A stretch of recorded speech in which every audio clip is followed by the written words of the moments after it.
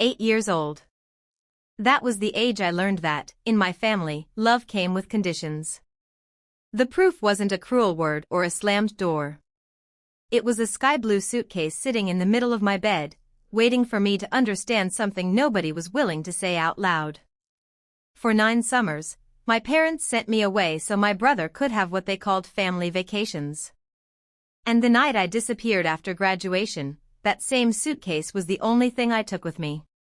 For years later, my parents found me standing behind the counter of the cafe I'd built 2,000 miles from Ohio.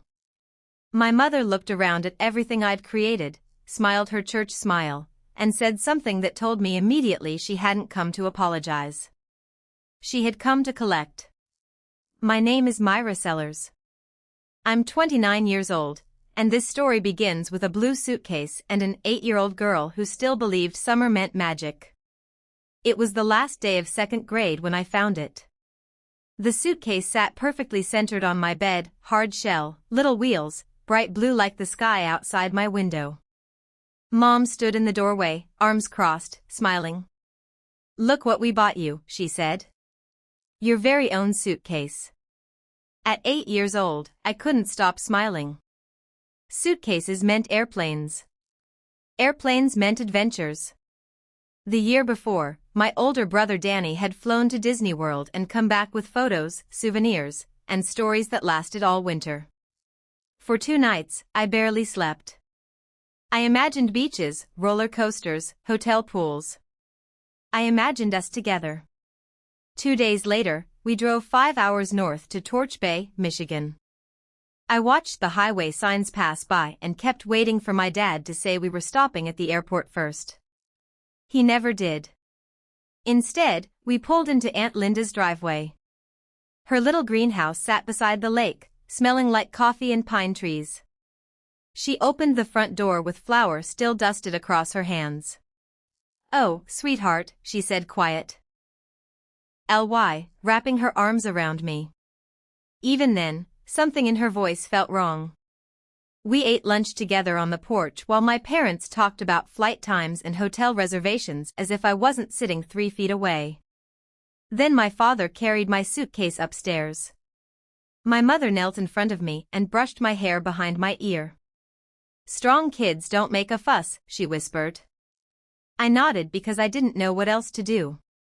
Inside, my chest felt tight, like I'd missed a step in the dark.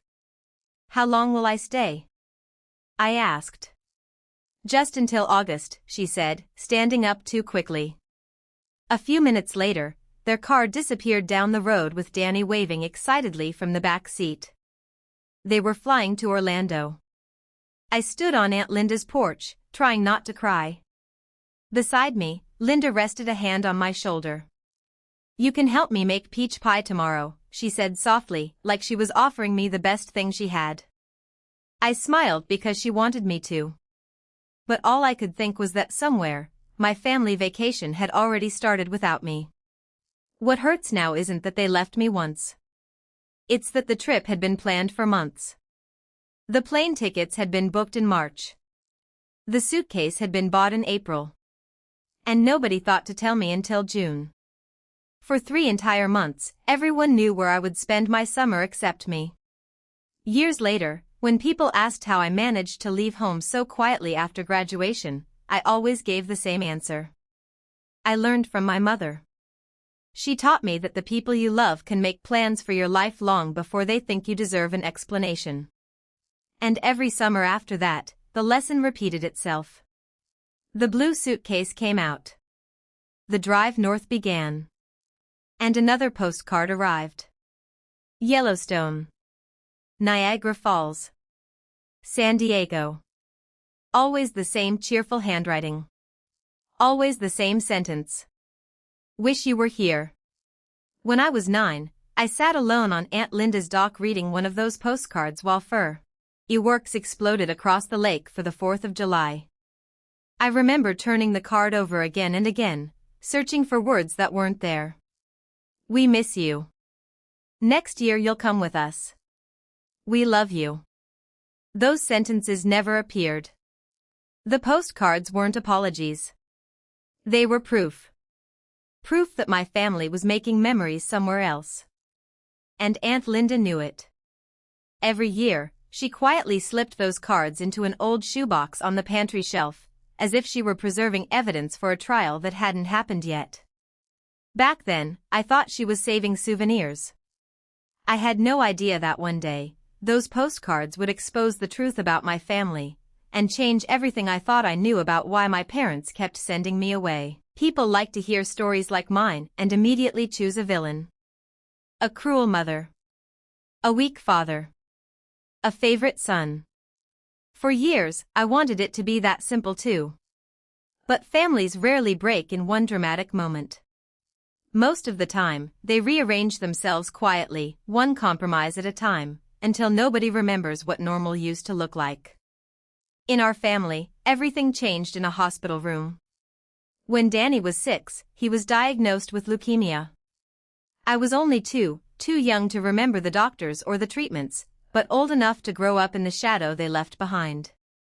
My childhood was built around chemotherapy schedules, church fundraisers, and neighbors carrying casseroles through our front door. Mom practically lived at the hospital. Dad worked. Danny was going to the Grand Canyon. For weeks, I talked about nothing else. I checked library books out from school. I memorized facts about the cliffs and the Colorado River. One afternoon, I even sat at the kitchen table with markers and made a list called Reasons I Should Come. At the top, in giant red letters, I wrote, "I've never seen something a mile deep." For days, I practiced what I wanted to say. I stood in front of my bedroom mirror, pretending to be brave. Then one evening, while Mom dried dishes and Dad stood near the door gingling his car keys, I finally gave my speech. I held up my list with shaking hands. I can carry my own suitcase now. I won't complain. Please let me come this time. For a moment, nobody said anything. Mom slowly set the dish towel down and walked over to me. She knelt so we were eye to eye. The same position. The same gentle voice. "This trip is for your brother, sweetheart. After everything he's been through, you understand, don't you?" I tried to answer, but my throat tightened. Then she brushed my hair behind my ear and delivered the sentence that had become the law of our house. "Strong kids don't make a fuss." Dad didn't argue. He didn't look away. He simply stayed silent. That night, lying in bed, I promised myself something I wouldn't fully understand until years later. I would never ask again. Because downstairs, by the front door, my blue suitcase was already packed. Someone had made the decision long before I ever opened my mouth. I never asked to go on another family vacation after that night. At 10 years old, I had already learned something most adults spend their whole lives trying to understand. Sometimes, the answer was decided long before the question was ever asked. But here's the strange part of my story. Those summers in Michigan weren't miserable. In fact, Aunt Linda's house was the one place where I didn't feel invisible. She had owned a small bakery in Torch Bay for years, and from the moment I arrived each June, she put me to work. Real work, not the kind adults invent to keep children busy. She taught me how to roll pie dough without tearing it, how to measure flour by touch, and how to tell when bread was ready just by the smell coming from the oven. "Cold hands make the best pastry," she liked to say, standing behind me with her hands over mine. At Aunt Linda's table, people asked what I thought. They listened to my answers. And sometimes, my answers actually mattered. One evening, when I was 11, we were eating peach pie on the porch when she looked at me for a long moment.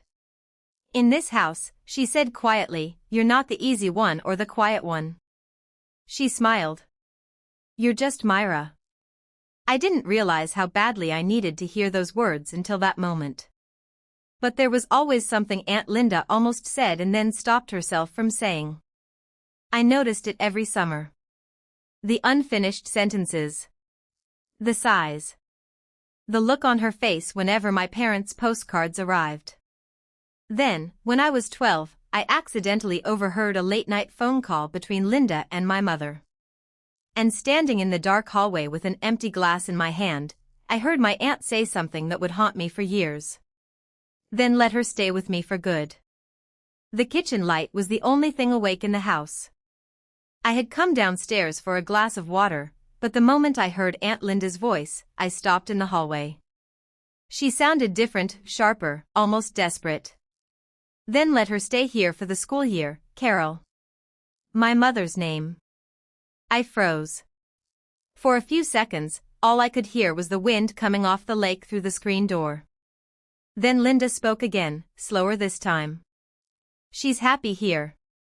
She has friends here. I can take care of her. Silence. I couldn't hear my mother's answer, only the silence that followed it. Finally, Aunt Linda let out a long breath. So that's really your decision? Another pause. Then her voice turned cold. No, Carol.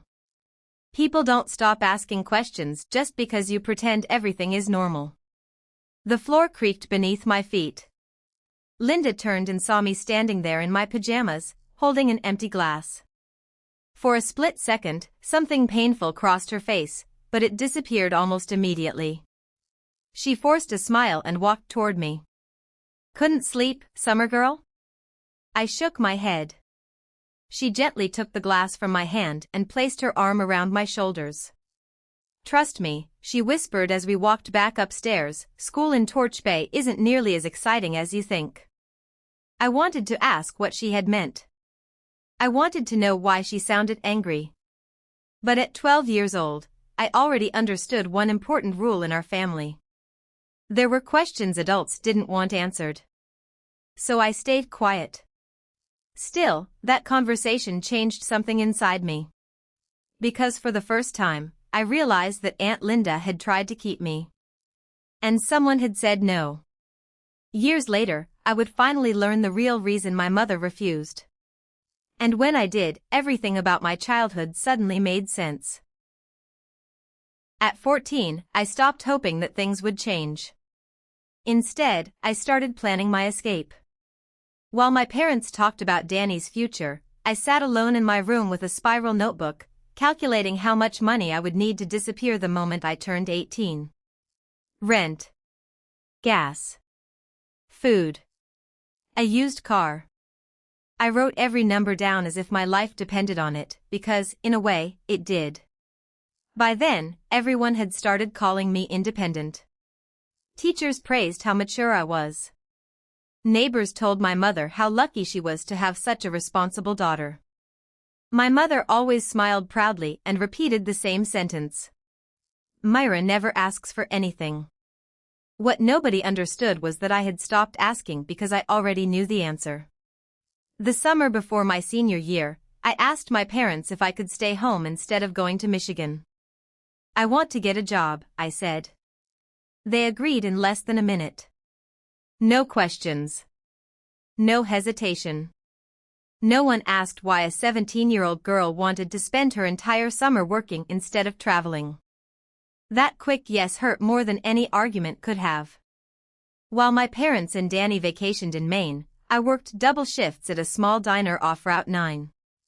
Every night, I counted my tips and hid the money inside an old shoebox in the back of my closet. On the lid, I wrote a single word. Out. By graduation, the box held more than $6,000. My parents thought I was saving for college. I let them believe it. They never noticed that I wasn't dreaming about a university. I was dreaming about a door that locked from the inside. On graduation morning, I loaded my car before sunrise. The blue suitcase went into the trunk. The shoebox of cash disappeared beneath the spare tire. And hidden beside it was something else, 9 postcards, each one carrying the same message. Wish you were here. That afternoon, my parents came to the ceremony, but before my name was called, they quietly left for one of Danny's celebrations. As I crossed the stage, I looked out and saw 2 empty chairs. For the first time in my life, it didn't break my heart. It gave me permission.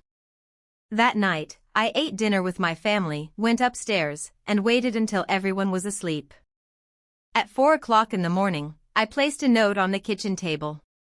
It said only 3 sentences. I'm safe. I'm an adult. Please don't look for me. Then I picked up the blue suitcase, walked out the front door, and drove into a future nobody knew existed. I thought leaving home would be the hardest thing I'd ever do. I had no idea that 4 years later, my parents would walk into the cafe I'd built 2,000 miles away, and ask me for something I never expected. That part of the story changed everything. If you've ever felt like the strong one in your family, let me know in the comments. I read every single one. And if you want to hear what happened when my parents finally found me, don't forget to like this video and subscribe to the channel, because the next chapter is even more unbelievable.